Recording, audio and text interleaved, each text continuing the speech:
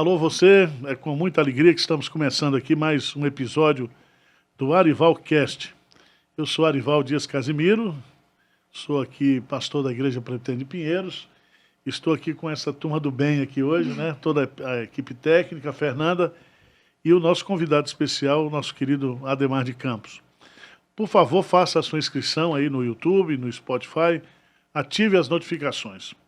Vamos falar um pouquinho, Fernanda, aí dos patrocinadores. Vamos lá. Hoje a gente tem um patrocinador especial estreando conosco, que é o Cadu Aranha. É o Cadu que está aqui na técnica com a gente, atrás das câmeras, que faz, inclusive, toda a parte de transmissão da Igreja Presbiteriana de Pinheiros, né, pastor, há alguns bons anos já. E eles trabalham com audiovisual, fazem transmissões ao vivo, produção de eventos, treinamentos de equipe. Então, se você tem uma igreja que precisa dar uma aprimorada no equipamento técnico, se você deseja começar a fazer transmissões, entre em contato com eles, @Cadu Aranha, eles vão te ajudar, são excelentes. Temos também Med Plantões. Pastor Arival, fala um pouquinho pra gente da Med Plantões. Med Plantões é um grupo de profissionais da área médica, especializados em saúde, que atua como intermediário entre hospitais e médicos, para fazer todo esse trabalho aí de disponibilizar profissionais de qualidades, né, para as instituições médicas. Então, é como se fossem intermediários, parceiros aí, para fazer esse trabalho. É gente boa, gente crente, gente responsável. Temos também o One Big Media.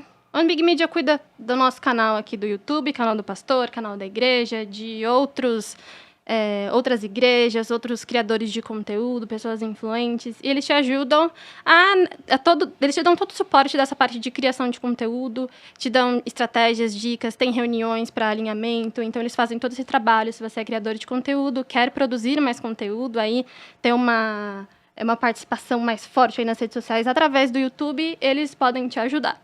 É uma coisa que eu vejo é que nós, para trabalharmos, nós leigos, para trabalharmos no crescimento da nossa mídia, nós temos que ter gente especializada em inteligência digital. Sim. E esse pessoal trabalha justamente com isso, né? Sim, é isso mesmo. Entre em contato com eles.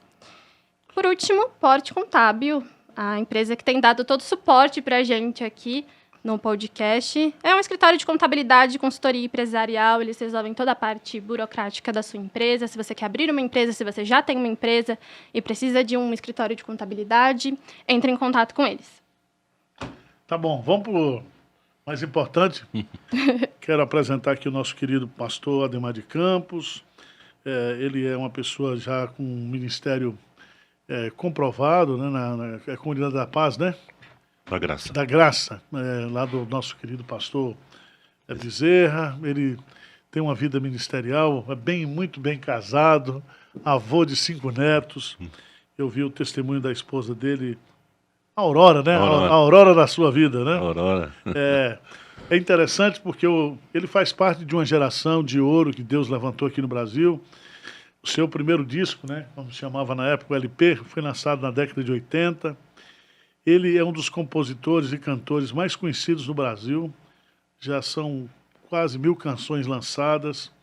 Ele é também pastor da Igreja Comunidade da Graça. Então, ele tem um coração pastoral. É um homem que cuida de gente, né?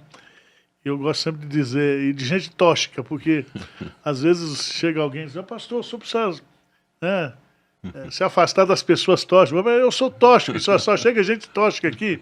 Então, o cuidado pastoral são as pessoas aflitas, que estão desesperadas. São mais de 50 anos de caminhada com Cristo, 45 anos de ministério. Suas composições são ouvidas e cantadas até hoje. Né? Atemporal, né?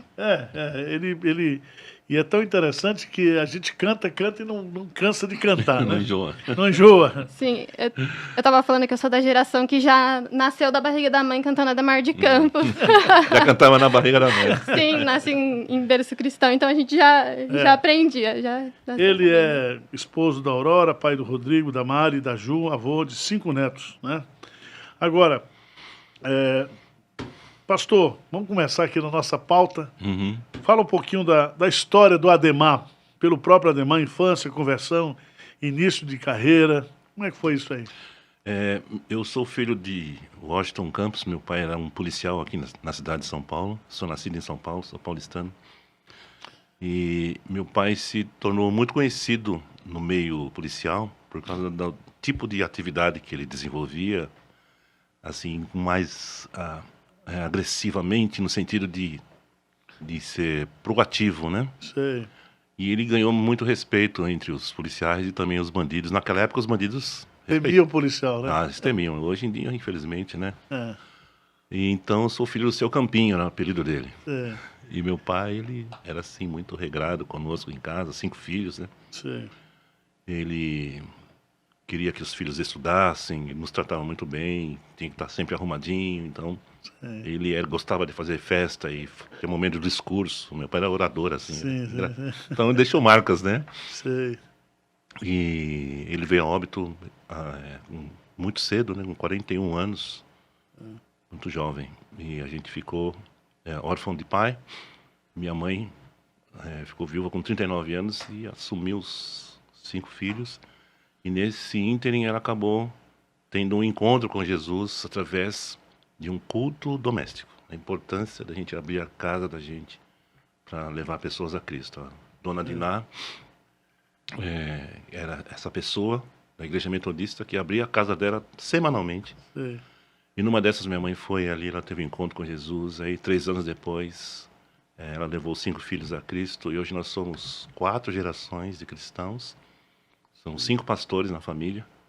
E Louvado seja Deus, né? é só Deus, né? Pra fazer um milagre desse. é. Mas aí, tudo começou quando a Dona Diná que abriu a casa dela. E aí o resto Deus foi acrescentando à igreja, aqueles que haviam de ser salvos. E como foi o seu chamado, né, para o ministério, né?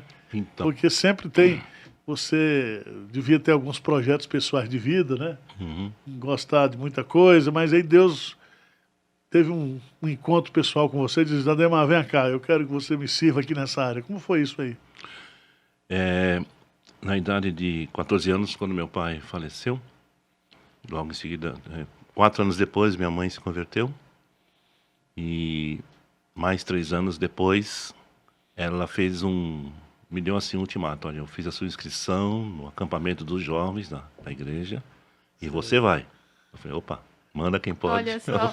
Obedece quem tem juízo, né? Eu era adolescente, era novo, né? Sei. E eu fui naquele acampamento num sábado de carnaval, imaginem vocês, né? Eu estava entregando a minha vida a Jesus.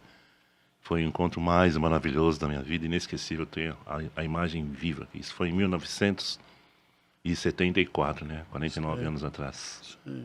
E de lá para cá só tenho recebido graça, e a bênção de Deus, e capacitação, e instrução, transformação, e crescendo no conhecimento de Deus, no relacionamento com as pessoas. Amo a igreja do Senhor onde quer que ela esteja. Tenho amigos em tudo quanto é lugar. Tenho amigos, família, né? Muitos irmãos, é verdade, não é poesia não, é fato. E quando Então- foi que você, Então, eu identifico que o meu chamado foi no dia da conversão. sei, igual o apóstolo Paulo, já foi, saiu dali, Porque com 2 meses de convertido, eu fui batizado nas águas e comecei a compor já. sei. Caramba. Foi tudo assim, Deus estava com pressa. Aí- e eu fiquei louco pela Bíblia, porque eu não conhecia a Bíblia. O que aconteceu? Eu comecei a ler, eu não entendia direito, mas eu me encantei. Aí eu fiz um curso de 3 anos, curso bíblico, teológico, e para aprender mais sobre a palavra. E então eu entendo que a minha conversão naquele sábado foi uma conversão a Cristo, às Escrituras e à música divina. Então são as coisas que me marcam, que me definem e que definem quem eu sou e onde estou. E você nunca cantava antes, ali o chamado Não. foi? Não, eu cantava em festas que meu pai organizava, mas só que Sei. era o Ademarzinho, 8 anos. Sei, sei. Ele contratava um violonista e o auge da festa, o Ademar cantando as músicas do Seu Campinho, né? De preferência dele. Ele não era cristão, né? Então, Sei, sei. mas foi a minha iniciação, foi dessa forma. Qual foi a sua primeira música e o seu primeiro álbum lançado, né? Porque eu sou daquela época que tinha que lançar o LP, né? LPzão, né? Bolachão. O bolachão e tal. Como é que foi aquilo? Então, a primeira música que eu compus, naquela época ainda não tinha gravação. Sei. Mas eu me lembro muito bem, isso foi no início da conversão, né? A letra fala assim: Cristo me mostrou o caminho e por ele eu vou. Sim, estou certo, sou seu servo, falarei do amor. Então a letra já definia o que tinha acontecido comigo e o que eu estava pretendendo em termos Certo. do meu encontro, a partir do meu encontro com Cristo, né? Sei. E aí, isso foi em 1974. Em 1985, 10 anos depois, eu gravei o primeiro LP, que é o Mil Razões. Temos mil razões pra te louvar, Senhor.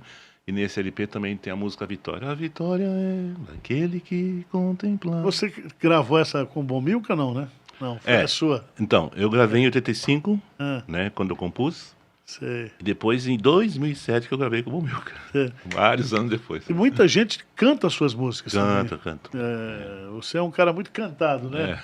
O pessoal, eu digo isso porque o pessoal da Lagoinha canta muito você.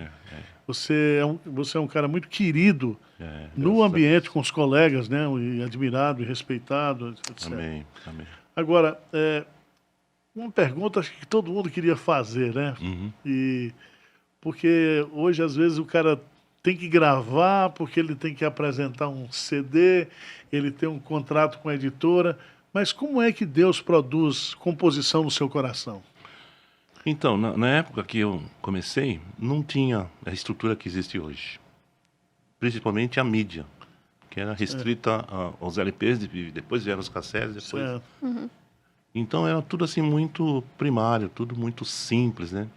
E eu agradeço a Deus de ter nascido naquela época, porque com o avanço tecnológico, eu percebo que houve um distanciamento assim daquilo que é mais inspirador, que é mais biblicamente construído, né? Eu fiz parte de uma equipe de vencedores também, em 1980, então esse é o meu universo, né? Sei. De coisas mais simples e de enraizamento bíblico, né? Porque eu já tinha tido uma experiência com a Bíblia que me levou a fazer um curso, eu não tinha nem um ano de conversão, porque eu queria a Bíblia. Tanto que eu lancei um CD junto à Sociedade Bíblica do Brasil, quando ela completou 50 anos de existência no Brasil. Lançaram uma Bíblia comemorativa e me convidaram para fazer um CD de músicas bíblicas. Certo. Chama-se Que legal. Cantando a Palavra. São 10 textos bíblicos. Como é que brota isso? Porque Porque, por exemplo... o Guilherme Quer, eu tive uma conversa com ele, ele faz as devocionais dele, Uhum. né? E Deus, ali no momento de inspiração, Deus vai colocando as ideias, Como é que nasce isso, não? Acho que varia de pessoa para pessoa. Por exemplo, estou conversando com você, de repente entra uma linha melódica aqui na minha cabeça. Sei. Às vezes eu gravo, às vezes não. Às vezes não gravo, ela volta, aí eu fico cantarolando, aí eu vou pro gravadorzinho, gravo, aí já vem um tema, né? E, então comigo é assim, como é que eu digo? Na informalidade. Às vezes eu estou lendo a Bíblia, vem um versículo, já vem a melodia. Então eu identifico que o dom de compor comigo funciona dessa forma. Qualquer hora do dia, dirigindo na Marginal, aí em 1900, não sei quando, tô lá no trânsito, aí me vem... Uma revolução de louvor está para acontecer. Então, esse é o cântico da Marginal. Não do Marginal, da Avenida Marginal. E que já foi gravada, inclusive a Raquel Novaes gravou no projeto dela, Revolução de Louvor. Uma coisa que eu acho que é muito interessante, né? Como foi? Porque você tem um dom da música. Existem aqueles que têm um dom, têm a inspiração. Uhum. E aqueles que têm, muitas vezes, a inspiração, eles não têm a inspiração, eles têm a transpiração. Né? Eles, para produzir um texto musical, eles gastam muito tempo, eles mexem. Isso com você é um dom de Deus mesmo? Como é que você vê isso? Por exemplo, quando eu compus a música O Nome de Jesus, o nome de Jesus é poderoso. Como é que isso é o processo? Vou dizer agora, como tudo aconteceu. Eu tinha lido um versículo do Salmo 22, 25, que diz: o meu louvor virá de ti na grande congregação. Aí eu parei, peraí. Louvor que vem de ti? Aí eu fiquei encucado com isso. Naqueles dias eu levantava cedo para orar sobre esse versículo. Senhor, eu quero saber que louvor é esse que vem de ti. Eu tenho um louvor que eu sei fazer, mas agora tua palavra está me mostrando outro negócio aqui. Eu quero isso aí, eu quero esse louvor aqui. E fiquei persistente naquela oração, naquela busca, e passou um tempo, Deus me deu mais ou menos umas 10 músicas novas. Assim. E nelas, entre elas, o nome de Jesus. Entende? Então, Ademar, uma coisa muito, que... é muito forte esse processo. Quando no meu caso vem primeiro a melodia, paranana, eu fico cantarolando, aí detecto o tema dela, o assunto dela, que é Jesus, o nome de Jesus, o nome mais doce, o nome mais lindo, e por aí vai. A sua geração fez um trabalho, eu estou falando aqui da época do Vencedores, que vocês resolveram cantar a Bíblia. Parece que foi um pacto que vocês fizeram, né, entre os compositores aí. E hoje a gente vê muito esse distanciamento. É uma música muito assim egocêntrica, narcisista, introspectiva, falando mais dos nossos sentimentos. E às vezes, né, por exemplo, esse cântico seu, Ele Exaltado, ele é um clássico. E ele é de uma simplicidade, né? E de uma... que o louvor, nessa perspectiva, ela tira você de você mesmo e foca em Deus. É isso né? mesmo. Como é que você vê hoje? Eu sei que você não é um crítico, assim, você é um cara muito querido, mas você percebe isso hoje, você percebe essa preocupação. Às vezes você vai num culto, o pessoal quer cantar só, né, cânticos, assim, eu diria, para consolar, para confortar ali. Não é um cântico que sai, porque se eu colocar 10 cânticos para você aqui, que você compôs, quase todos eles, 90% deles, você está colocando Deus em primeiro lugar. Você está exaltando a pessoa de Deus. E isso tem diminuído. Como é que você vê isso hoje? Qual é a sua opinião? Você é macaco velho, né? Eu vejo com bastante preocupação, porque há vários fatores que nos levam a esse tipo de comportamento, musicalmente falando, em termos de composição. Um deles é a nossa cultura brasileira. Um país com dimensões continentais. O que se faz aqui é diferente do que se faz em Manaus, Belém. É outro mundo. Então lá eles pensam baseado na cultura deles. E isso influencia, inclusive, musicalmente falando. Né? O pessoal lá do norte, né, aquele ritmo calypso, tem muita gente gravando nesse ritmo. Então parece que dá uma certa vinculação exagerada com a cultura. Sendo que a nossa cultura, acima de todas as culturas, é a cultura do reino, e os valores do reino. A cultura teria que ser filtrada um pouco pela palavra. Exatamente, era para ela ser um plano secundário. Esse é um fator. Outro fator, do tempo da minha conversão, o que se pregava biblicamente é muito diferente do que se prega hoje. Porque, por exemplo, eu era o ministro de louvor do pastor Enéas Tonini, café de pastores que ele fazia lá no... Enéas Tonini é top. Que ele fazia com pastores uma vez por mês, eu era o responsável pelo louvor. E o que tinha lá? Palavra. Hoje ninguém quer saber de palavra, quer saber de tema empolgante, pastor eletrizante. Os nossos templos parecem mais um lugar de show, né? Nada contra a luz, né? Nem isso. Mas é a essência que tem que estar em evidência. Como você mencionou, muita música subjetiva. Porque eu estava sozinho, mas Deus me amou e estendeu o braço, pegou no fundo do mar. O cara tá sempre toda hora no fundo do mar. Mora no fundo do mar, não aguenta. Desculpa aqui, eu dizia. Mas uma coisa... É diferente. O que Paulo fala lá em Gálatas? Que Abraão foi fortificado na fé, dando glória a Deus. Então eu vou exaltar o Senhor e ele vai me fortalecer. Né? Ele sabe que eu estou precisando de cura, de consolo, de um cafuné. Ele sabe que era meu pai. Não preciso ficar falando, Senhor, eu estou aqui, sou um pobre coitado. Não, Ademar, cantar um cântico novo ao Senhor, Ademar. Está lá escrito na Bíblia. Cantar, é bom o Milcas fez, né? Ao Senhor um cântico novo. É isso, só ler a Bíblia que é uma benção. Uma coisa que também, por exemplo, na nossa igreja aqui, a Igreja Presbiteriana de Pinheiros, que é uma igreja que a gente chama de uma igreja raiz. A gente nunca abriu mão aqui, eu estou falando da nossa Inódia. Quando eu falo Inódia, você tem a Inódia americana, você tem a Inódia escocesa, você tem a Inódia dos reformadores, e eu me lembro sempre que o nosso cristianismo raiz, Uhum. ele sempre foi construído a Bíblia e o Inário, né? Até se vende junto, né? Já vem na. Já vem Então, não tem culto se não tiver música e cântico. Uhum. E muita gente abriu mão dessa questão dos hinos, né? E outro dia eu vi um absurdo, o cara falando que o Alvo Mais que a Neve era um hino preconceituoso Uhum. e citando as coisas assim absurdas, sem conhecer o texto de Isaías lá, Uhum. né? Uhum.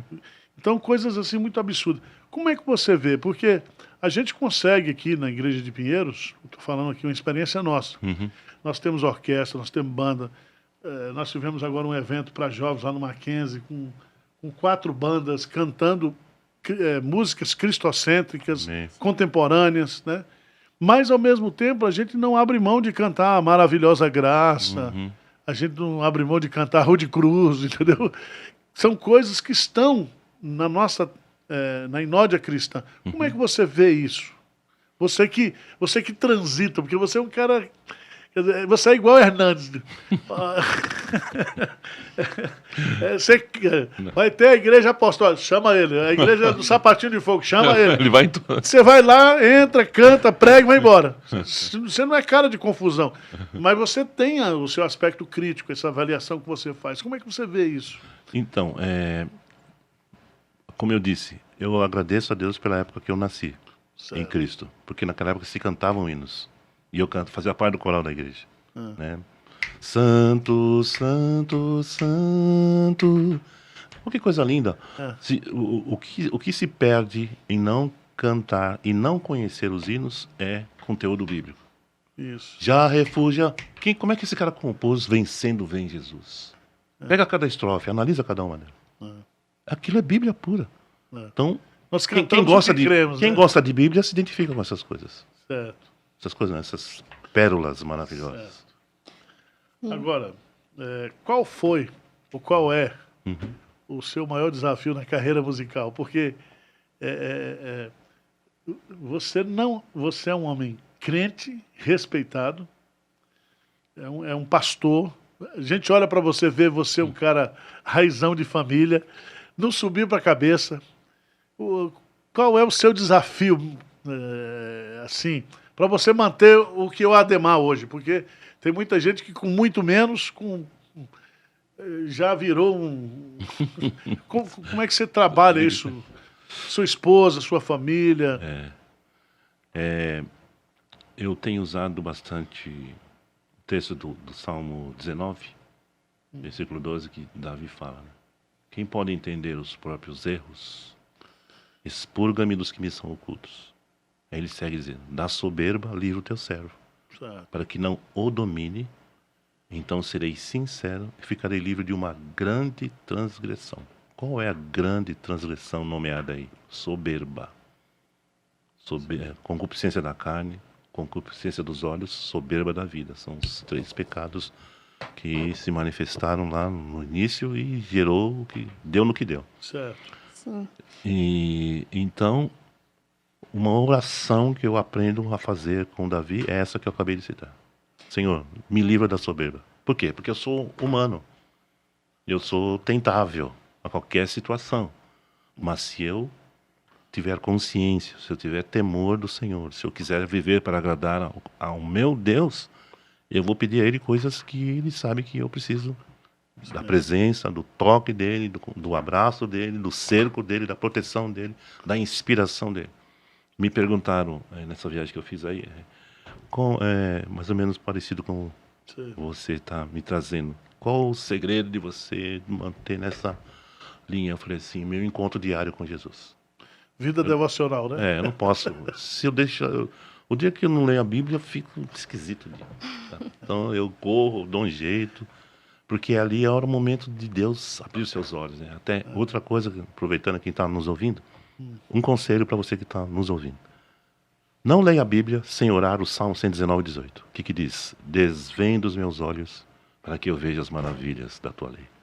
Porque a Bíblia não é um livro de contos, embora tenha poesia, tenha romance, mas é um livro vivo, palavra do céu. Só Deus pode revelar.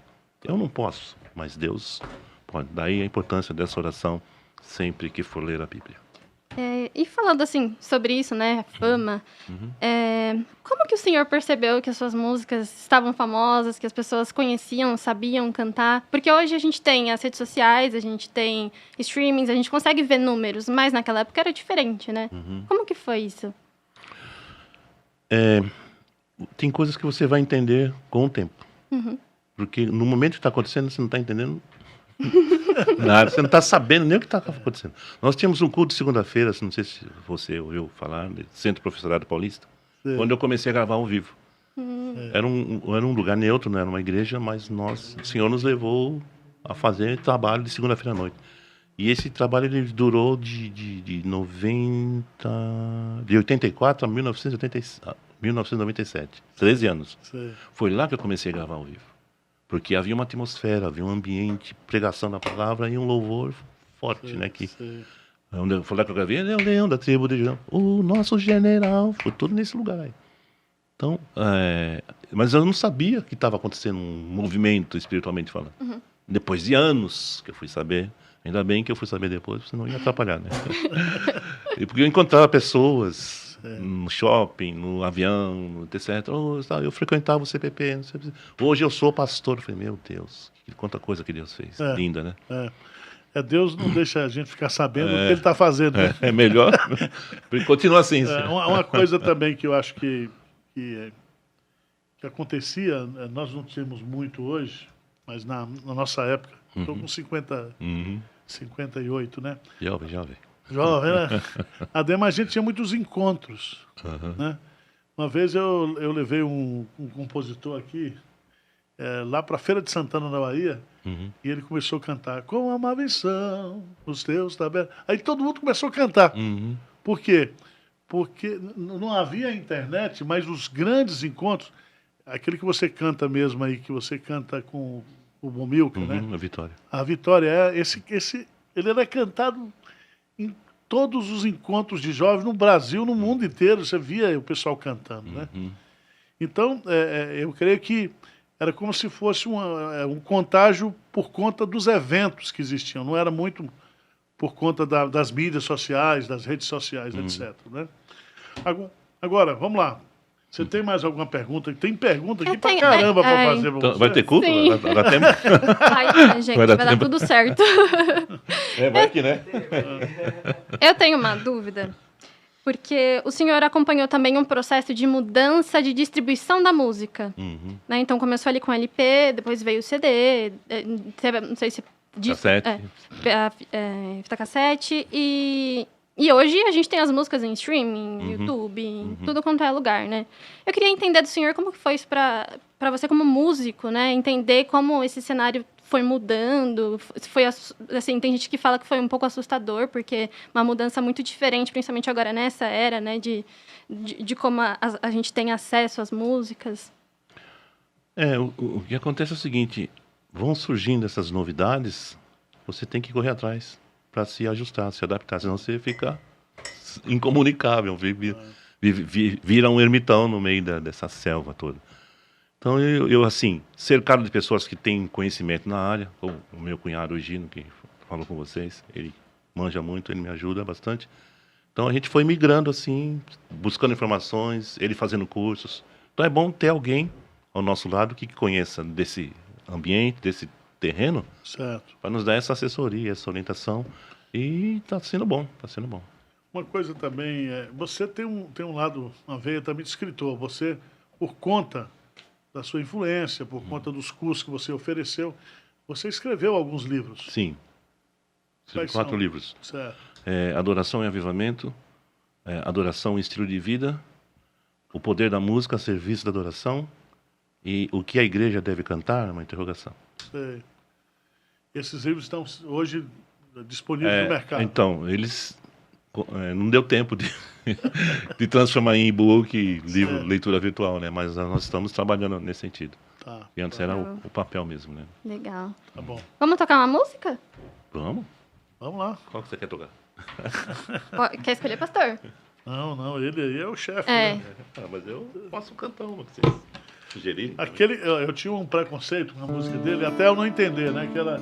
Eu falei, Eu amo. isso é música de índio. Depois eu vi a explicação, né? Que é o significado de Jeová e tal. Jeová na língua havaiana. Mas teve uma igreja que ficou com essa restrição também, né? E eles mudaram o Iê por Aleluia, Aleluia. Resolveram o problema deles, mas a inspiração Foi embora. foi embora. Não existe nada melhor do que ser amigo de Deus,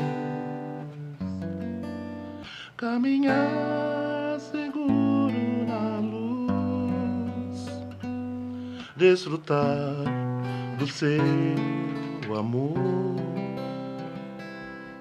ter a paz no coração,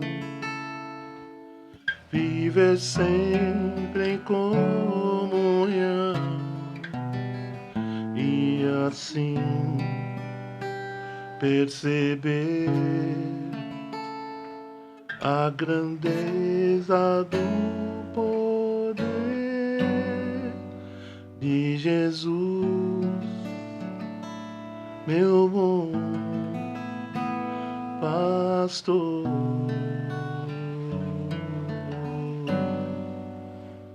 De Jesus, nosso bom pastor.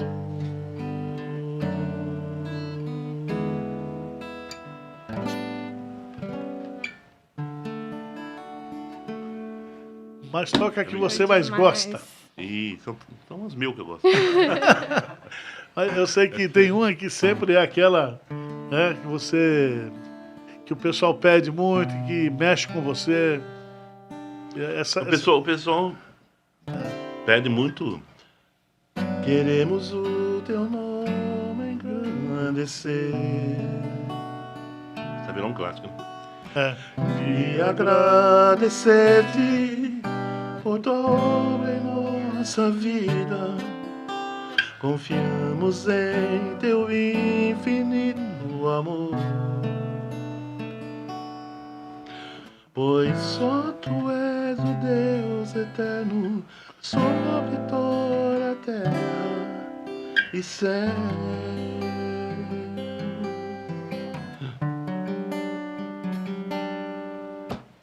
Grande é o Senhor e muito digno de louvor, na cidade do nosso Deus, teu santo monte. Alegria de toda a terra.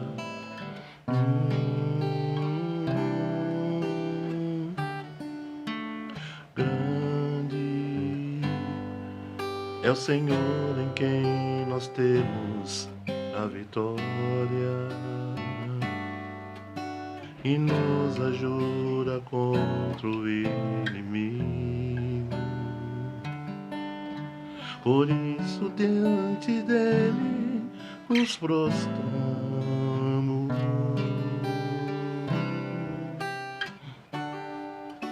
queremos o teu nome engrandecer e agradecer-te por tua obra em nossa vida. Confiamos em teu infinito amor,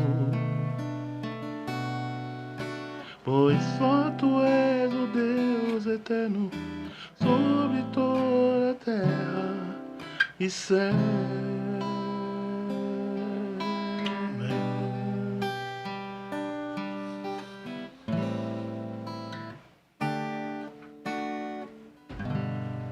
Vou fazer uma pergunta para você. Lindo demais. Você vai dizer, mas Arival, essa pergunta... Você é um cara jovem. Quais são os sonhos que você tem?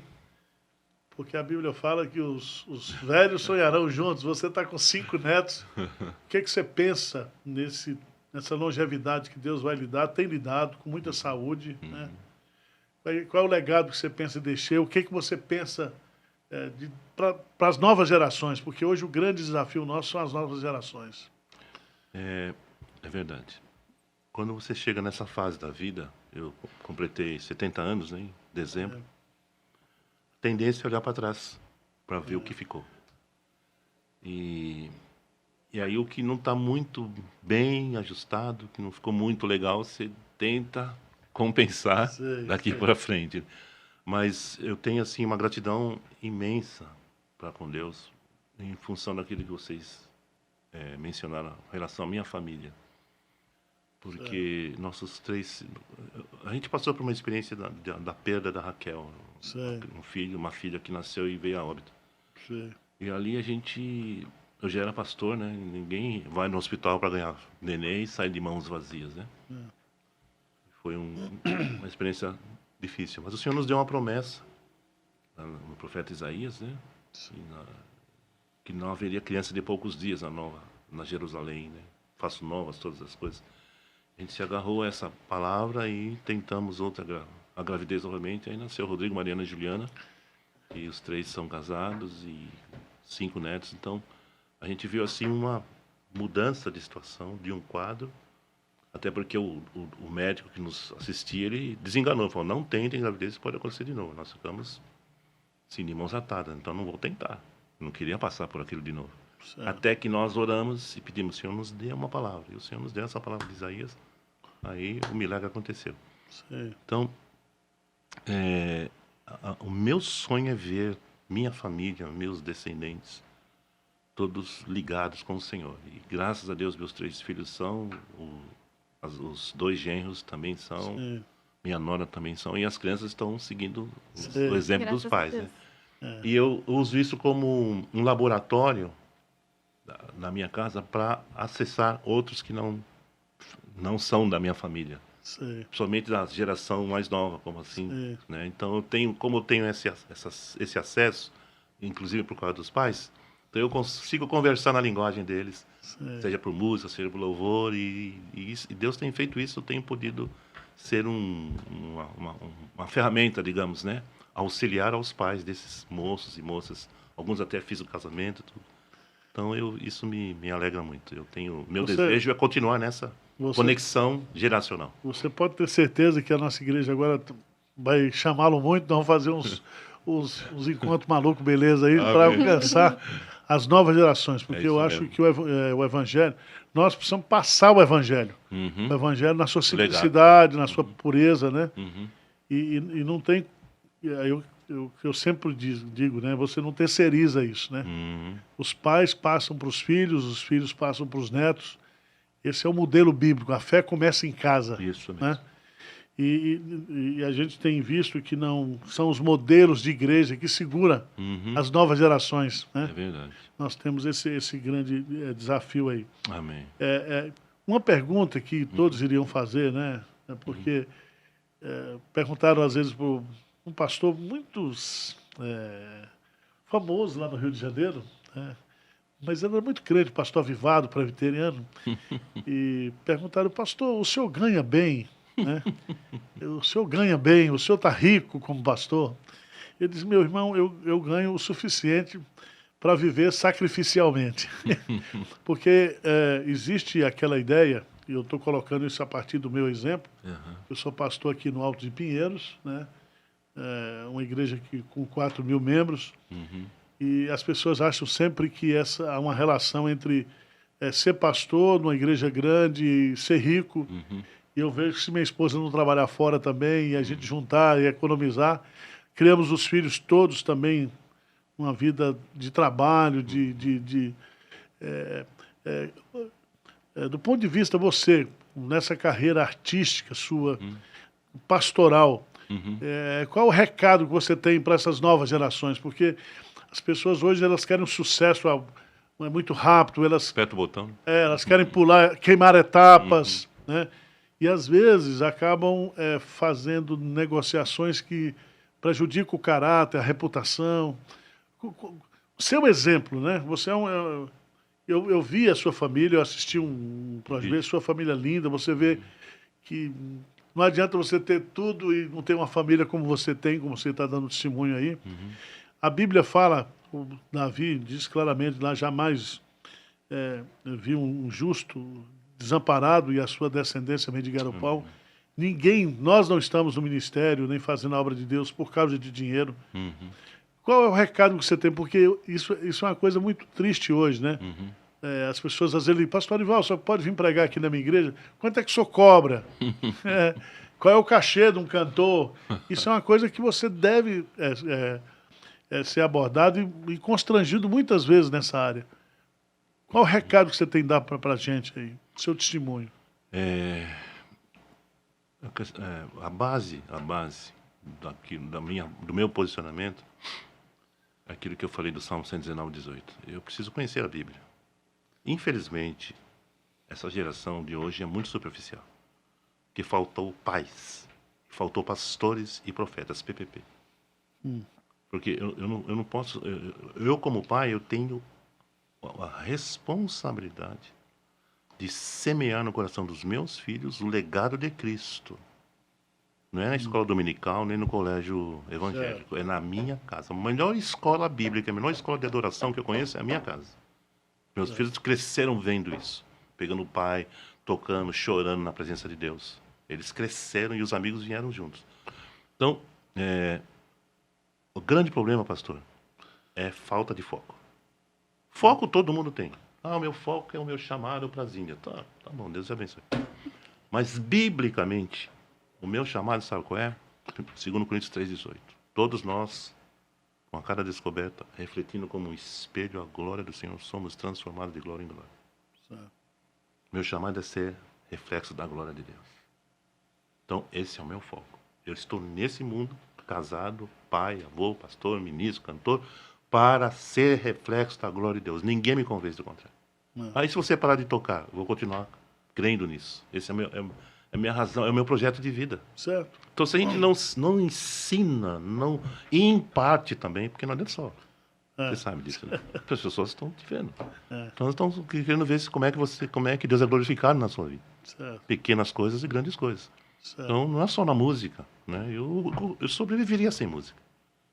Porque não é o meu ídolo, não é a coisa mais importante da minha vida. É um meio para chegar a um objetivo que é pregar Jesus, ajudar pessoas. Faço live também toda semana, com música, oro pelas pessoas no final, porque eu quero ver as pessoas tendo uma experiência com o Senhor. Deixa eu contar aqui, rapidinho.